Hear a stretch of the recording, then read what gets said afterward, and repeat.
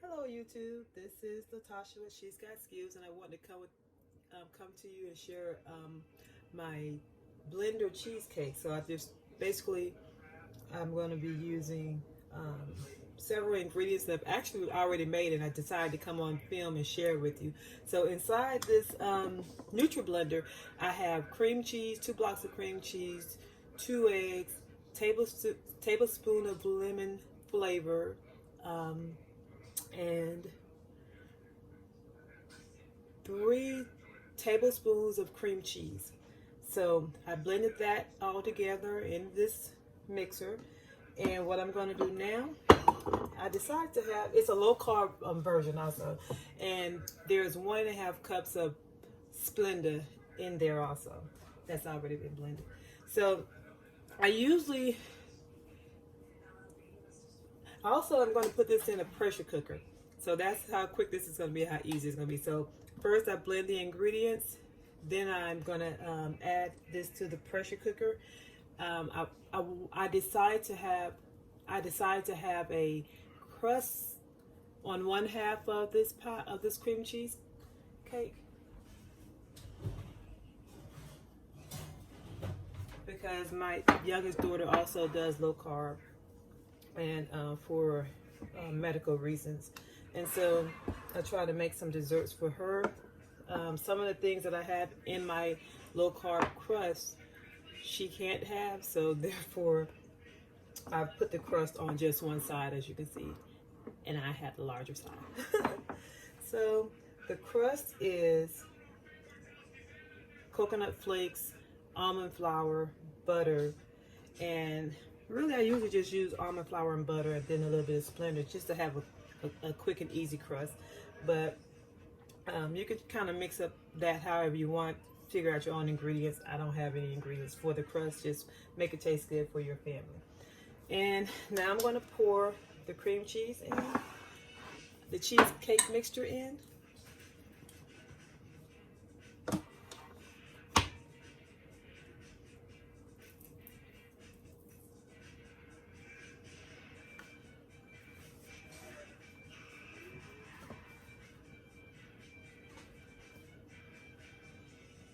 And because my daughter's home with me a lot more, I've actually been making one cream cheese cake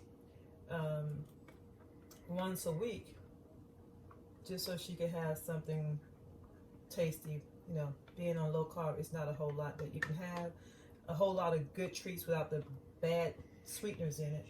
So this one just has Splenda and no other alcoholic sweetening products in there.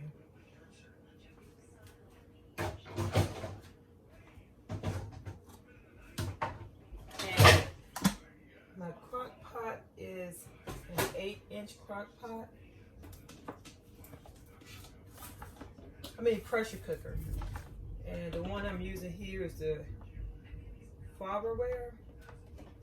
And I promise you, I use it for everything.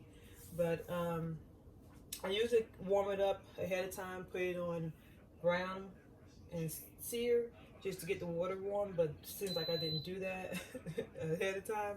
So what I'm going to do now is just put a sheet of paper towel on top of the crust. I'm going to put aluminum foil on top also. I usually just put my lid on top. I'm kind of scared to put it on. It should be okay in there. Well, I'm going to try it. Yeah, I'll try it. I'm going to add another paper towel. That's a half a paper towel, so you want 1/4 sheet. And I'm going to just drop it here. I didn't literally mean drop it, but it was still hot. Alright, so it's in there, and you can see it's still sitting there. Let me see. That lid might be too high. Let me see. Not if it. So I'm going to put this on. Actually, I'm going to put it on chicken. And it has a preset 20 minutes, but I'm going to set it for 40 minutes.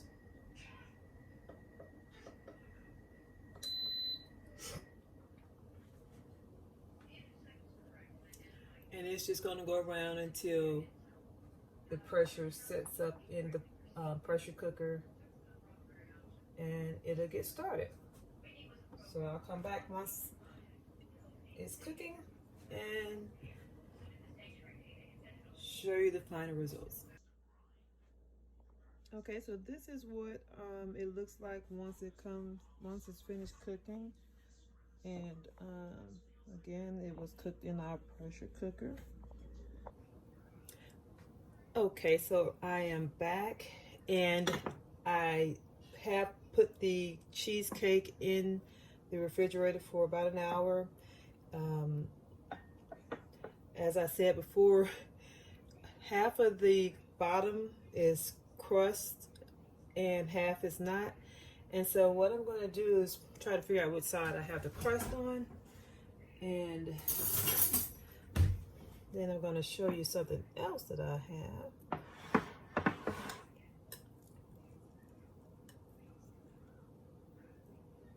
So this is the side with the crust. And so it's been in the refrigerator for about an hour. It still needs to go in. Basically, I let my cheesecake stay in the refrigerator overnight. This is frozen strawberry preserve, some homemade strawberry preserve that I made last week. And it's still frozen, but I'm gonna take it and it's been pressed down, so it's very thin. And so what I decided to do is just take that and put it on here, just like that. Only gonna do half because I don't really want my daughter to have to deal with any problems or effects of too much of all this stuff. Too much of a good thing can be bad for her.